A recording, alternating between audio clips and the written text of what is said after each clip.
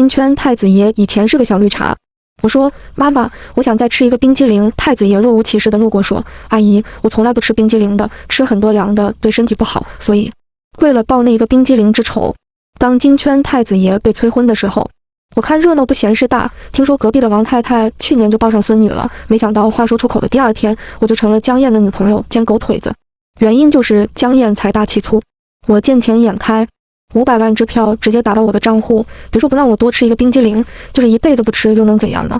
我上岗的第3个月，不对，成为江燕女朋友的第3个月，江燕光着上半身从浴室出来，宽肩窄腰大长腿，我羡慕的泪水都要从嘴里流了出来。不得不说，江燕身高不输模特，脸蛋不输明星，最主要的是她特大方。我在客厅打游戏的时候，她接了个电话，凭借我的顺风耳听到电话那头的声音温柔似水。亲爱的，我到了，早就听说江燕有个爱而不得的白月光，单身这么多年就是为了等他。我挺幸运的，赶上他被催婚的年纪。虽说我的钱拿到手了，可我根本没有时间出去耍呀。白天给他当跟班，晚上给他提供情绪价值，终于听到了我想要的答案。江燕说明天见，晚上。我激动得睡不着觉，江燕把我顾在怀里。有什么高兴的事，你再滚来滚去就掉地上去了。我点点头，尽量控制自己笑得小声一点。第二天，我贴心给他整理领带，回来的时候提前给我打电话，我好给你准备晚饭。他在我额头亲吻了一下，我心里这吐槽狗男人针扎，马上就要见到自己心心念念的喜欢的人了，还能吻下去别人。我给他挥手告别，做了个手势，一定要提前打电话哦。高兴不到1分钟，他又返了回来。我疑惑，耐着性子问，是忘了什么东西吗？他露出一个意味深长的笑，差点把你忘下了。我在心里翻了个白眼，真是个酱扒皮。江燕要我跟他一起去一处酒吧，直到目的地，我也没有想明白这算怎么回事。他和白月光久别重逢，我去给他们陪酒助兴，我也是他们推了一环。算了，走一步算一步吧。我一脸懵的跟他在江燕后面。酒吧里放着重金属音乐，一进门就像热浪扑面而来。隐蔽性极好的包厢里坐满了人，我看见那些9字的沙发，有些犹豫到底要不要坐下去。虽说我做事不太讲究，但我还是有一点点洁癖的，所以我妈从小说我是个包包。江燕脱下她的风衣，好巧不巧的放在了我的位置上，给我看好了。好的，我直接一屁股坐了上去。我扫了一眼来的人，包厢里的美女姐姐叫来了几个男模，嚯，塞翁失马焉知非福，小狼狗、小奶狗齐聚一堂，帅得我移不开眼。江燕一只手拿着酒杯，另一只手不动声色地给我把墨镜戴上。毕竟江燕对我还有一个要求，就是不能在外面给她丢人。有人打趣，终于舍得把嫂子带来了。但是毕竟燕哥追了这么多年的，头上的问号被打破。我这才反应过来，他带我来一定有他的道理。这个流程我懂，肯定是说给江燕的白月光听的。江燕没说话，只是拿起酒杯微微点头。我环顾四周，虽然不知道那个是他的亲爱的，但拿了钱就得做实事，这点道理我懂。于是我瞬间进入角色。阿燕这么好，有些人真是没有福气。但是我一个转折，希望白月光能听到我接下来讲的重点。我和阿燕的感情很不稳定，以后怎样还是不确定的。我特意加重了很不稳定4个字，希望那位白月光听到能回心转意。这样江燕甩了我，她有美人入怀，我既有钱又有自由，两全其美。我美滋滋地幻想我以后富得流油日子。江燕一个一指扇让我回过神来。不过空气中好像有那么一丝丝尴尬。就在这时，门突然被打开，一个女生推门进来，室内的人不约而同地看向门口。女生身着一身红色连衣裙，微微的波浪卷发配上一双明亮的大眼睛，光彩夺目。只一瞬间，我的思绪被拉到了1个月前。江燕约我去餐厅吃饭，在她没有来之前，一个女生风风火火地坐到了我的对面。她打量我一番，故意挑起眉毛：“你是阿燕的女朋友？难道这就是江燕口中要我帮她挡的妖艳贱货？好漂亮啊！”对面敲了敲桌子，我回过神来，机械般地点点头。突然唰的一声，一张支票摆在我面前，只要你能离开江燕，随便填，比江燕出手还阔绰。我今年真是遇到贵人了，看来财神爷没有败地址，改天一定要去还愿。激动的心，颤抖的手，我试探问他，真的可以随便填？他耸耸肩。我随即拿起笔准备签字，他又瞪大了双眼，不可置信问我：“你不用考虑一下？”“考虑不了。”“考虑不了一点。”这也是我第一次觉得我的名字竟然有这么多笔画，还没写好我就用余光扫到了一道高大的身影。我手一正，脑子里无数个方案一闪而过。随即决绝地把支票退回去。笑死，你以为我是什么人？我对阿燕的感情怎么可以用钱来衡量？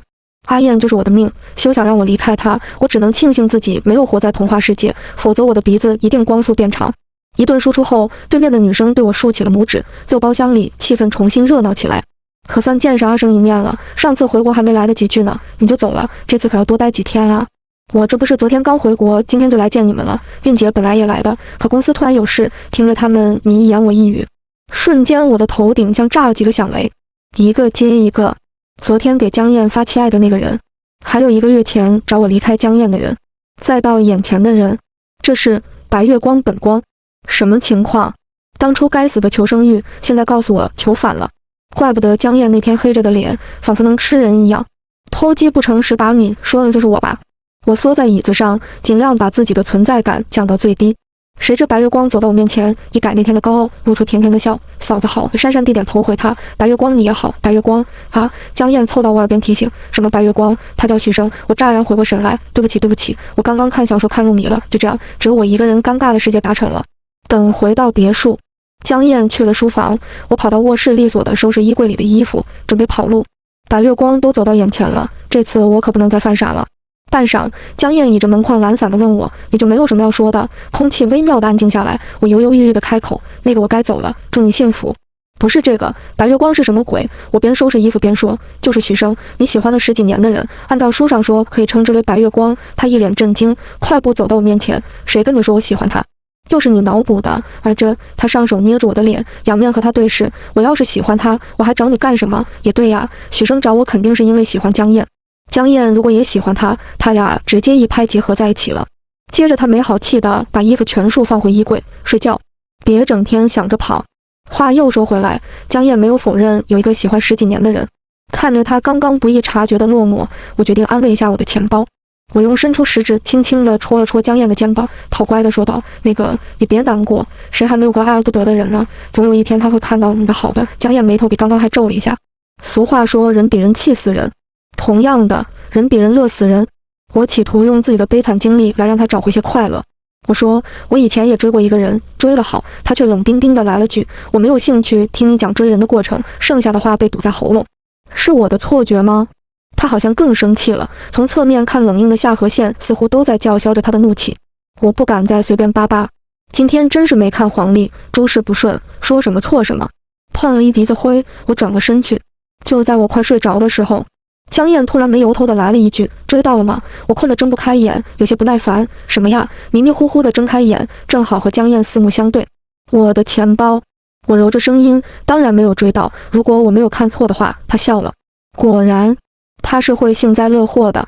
第二天一早，我猛地爬起来，脑子里只剩下江燕昨晚的一句话，你教我怎么追人吧，这算是找对人了。我追过的人10个指头都数不过来，主打一个专业对口，就是业绩有点糟糕。不过我有很大的把握。我趴在沙发上，一手电脑一手笔记本，比我高3时还努力。江燕拿着一本财经杂志，长腿一伸，看起来悠闲极了。我突然想起一件事，江燕喜欢的人是什么样的？我得有针对性地做出计划呀。我问她喜欢什么，江燕翻了页杂志，脱口而出，吃喝玩乐，但是最喜欢钱。我在本子上默默地写下了，贪财可钱这种好东西，谁不喜欢？我又问她现在有喜欢的人吗？原本心情尚可的她面色微顿，言语间多了几分咬牙切齿的意味。见一个爱一个。我写下好色，想了想，好色有些难听，我话调换了一个更合适的词，不爱那他是什么性格？说到这个问题，江燕脸色有些缓和，语气都洋溢着幸福，可爱善良。我一听，综合起来，这不就是搞笑女吗？没想到江燕居然喜欢这挂的。那我见过她吗？她在哪？国内还是国外？江燕突然放下书，直勾勾地看着我开口，远在天边。说完，她起身上楼了，留下我一个人百思不得其解。这么说的话，应该是没有见过。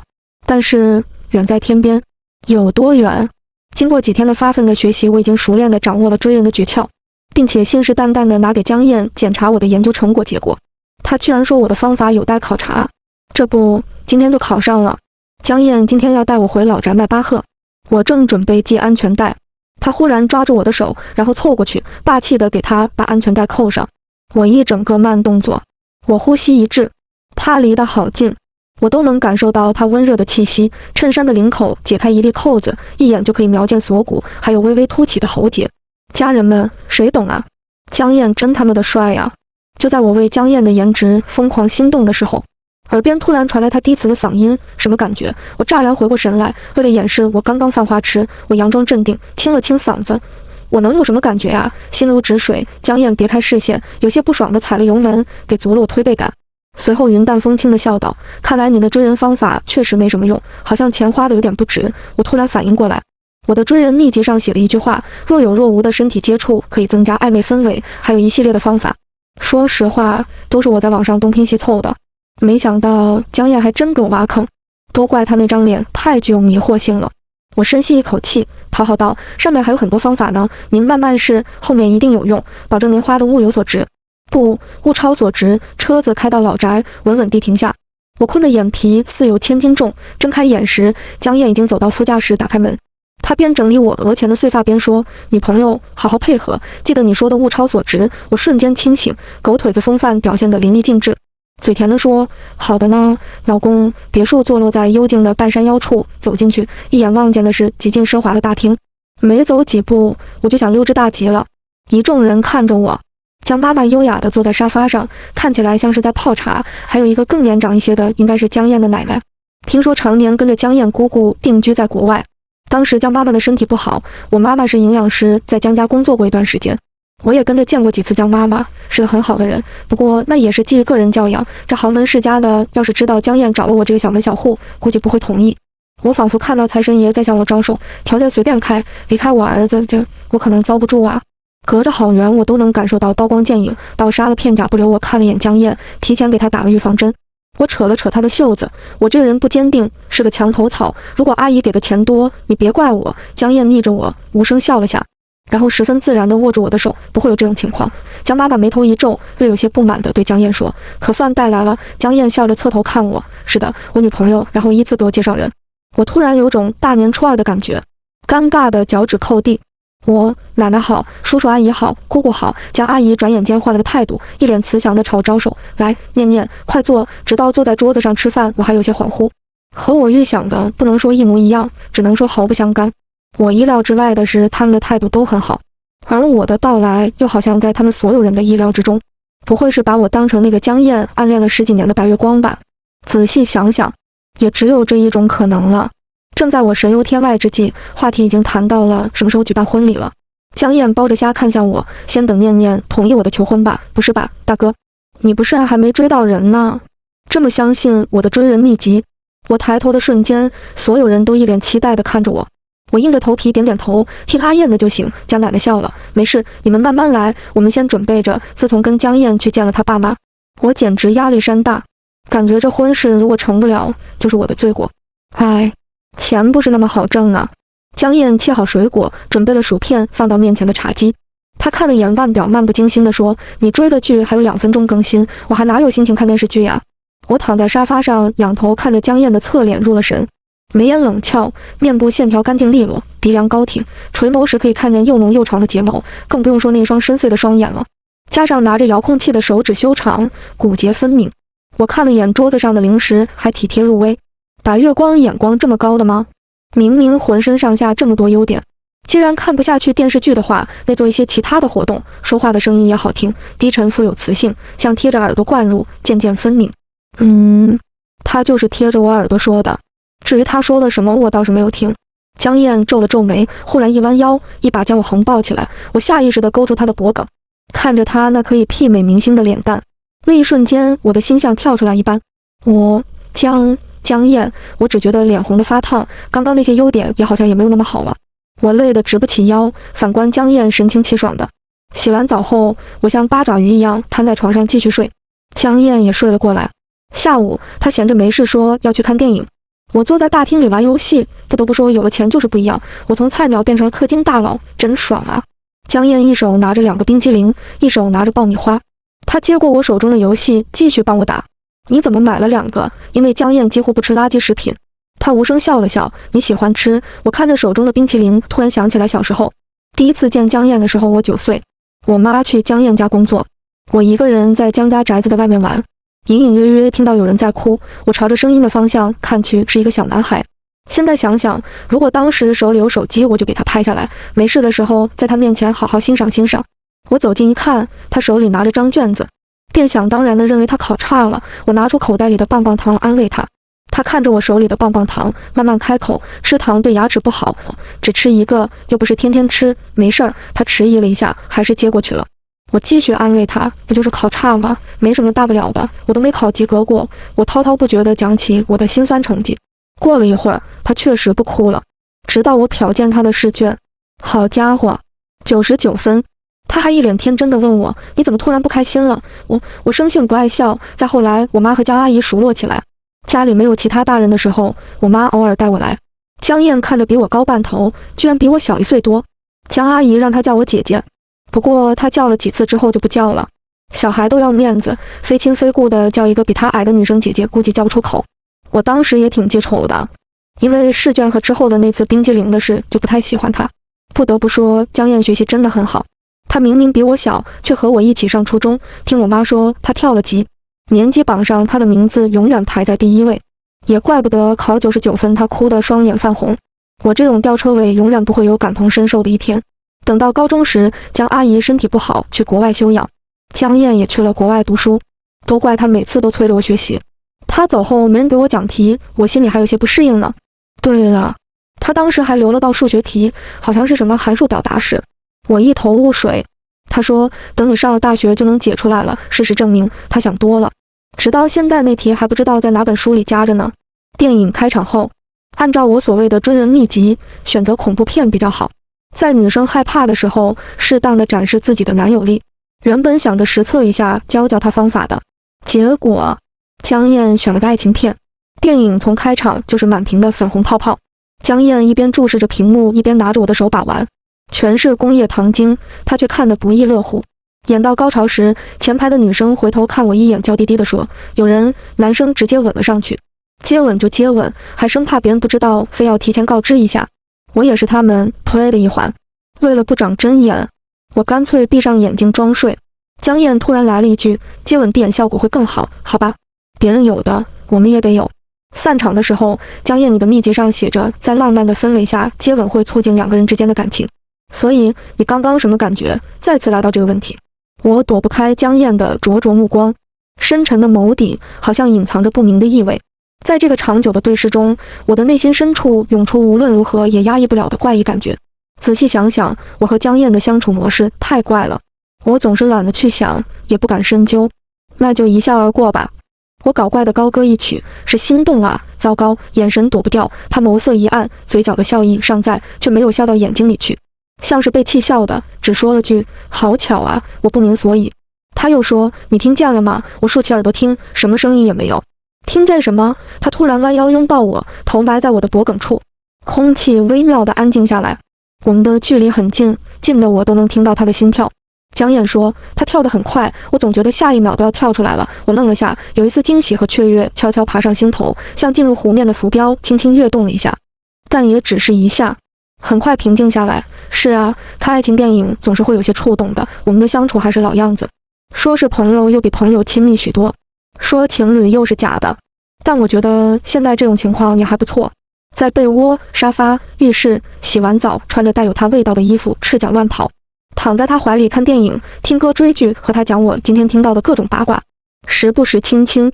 穿着情侣衫在饭后散步，去逛超市买零食、买日用品，饿了就去夜市，去吃路边摊，好像我们真的是一对热恋中的情侣。直到某天，江燕去洗澡的时候，她的手机屏幕弹出一条消息：“亲爱的，我被甩了。”我重新捋了一下现在的情况。江燕喜欢白月光，可是当时白月光已经有了男朋友，现在白月光分手了，和江燕发消息，所以江燕是备胎。一时间，我一股一股的思绪变成了一团毛线球。果然，我猜的没错。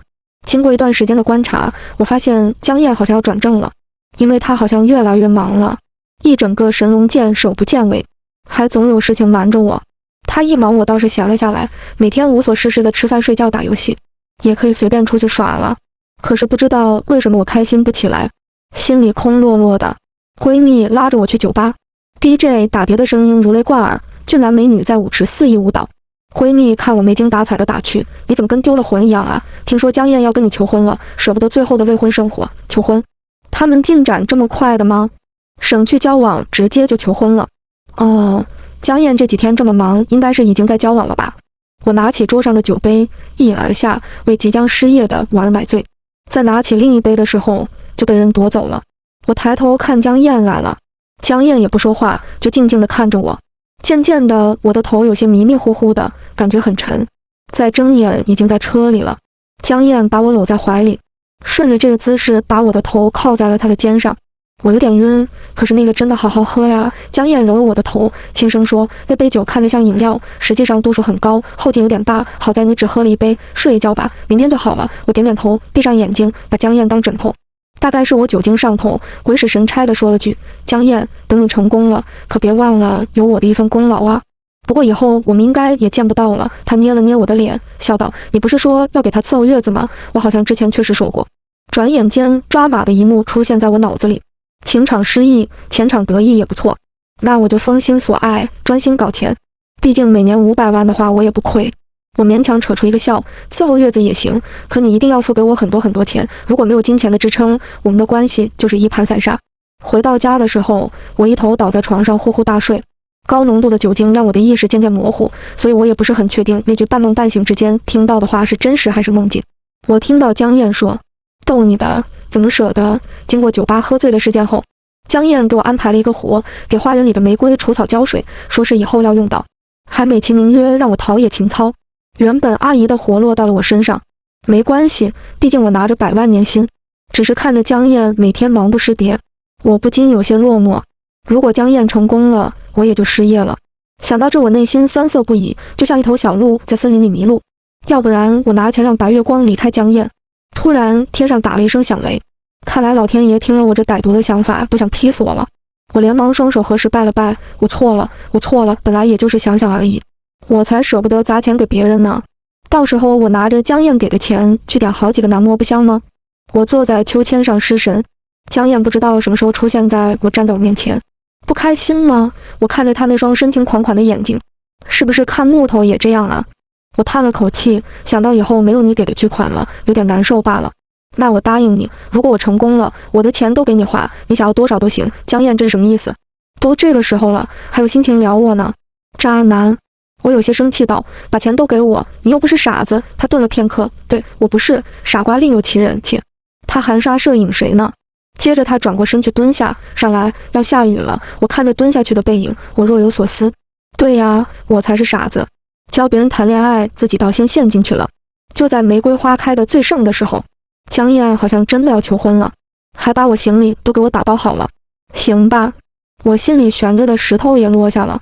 要出门的时候，我迟疑很久，还是决定开口。阳台的小熊忘了拿了，还有我最喜欢的那件衣服，还有我放在抽屉里的卡也没拿走。我的声音越说越小，因为卡里的钱是他给我的工资。江燕敲了敲我的头，语气满是无奈，又不是不回来了，去爱尔兰旅游几天而已。去爱尔兰？不然呢？你以为举家搬迁啊？爱尔兰的酒店外，我看到了熟悉的人，我爸妈居然在和江燕父母聊天。江燕真是求婚界的显眼包，太溜了！谁家求个婚，把八竿子都打不着的人请来啊？我妈也真是不远万里的来凑这个热闹。很熟吗？来到爱尔兰的第3天，江燕拉着我的手说：“念念，我打算求婚了。”我看了下窗外的场地，满地的玫瑰已经铺好，想来就在今晚了吧。我低着头，所以我是来当见证人吗？江燕笑着摇摇头，她双手捧起我的脸，我抬眼对上她的眼神，心跳漏了一拍。江燕说：“因为我还没有告白。”哦，告白我也要见证啊！我错开她的视线，松开她的手。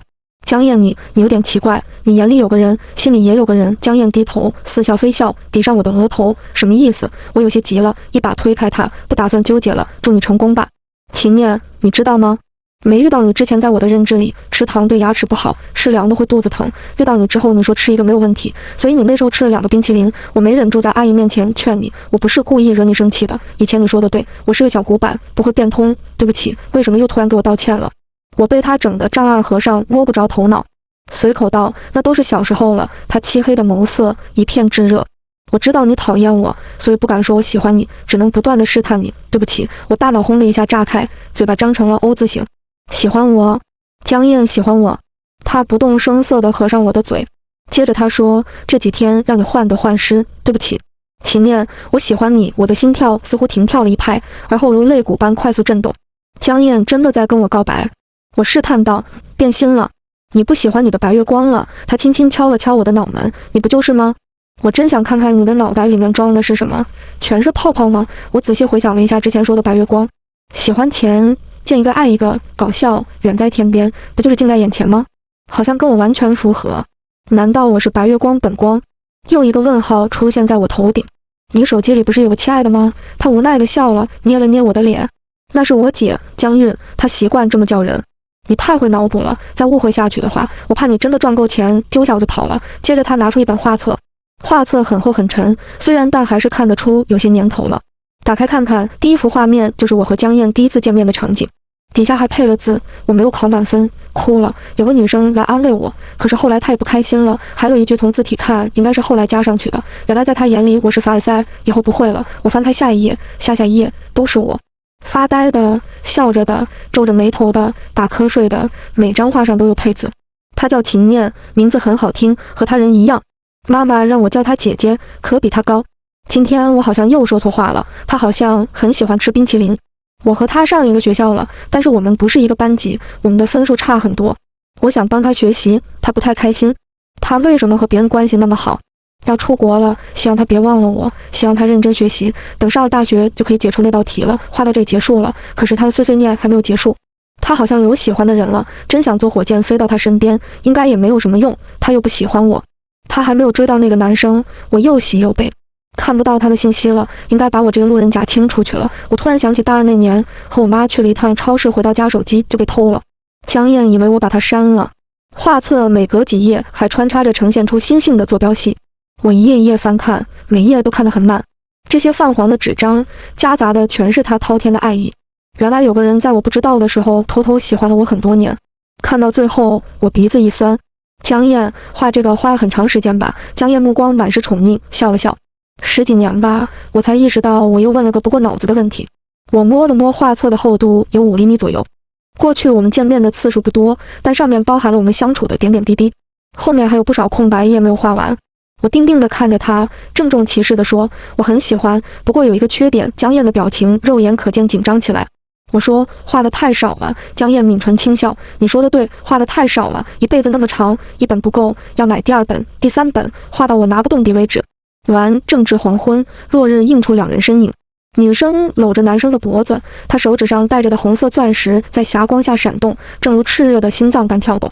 如果将地面比作巨大的画布，那画中的人正捏着女孩的下巴，头微微靠近，浪漫不已。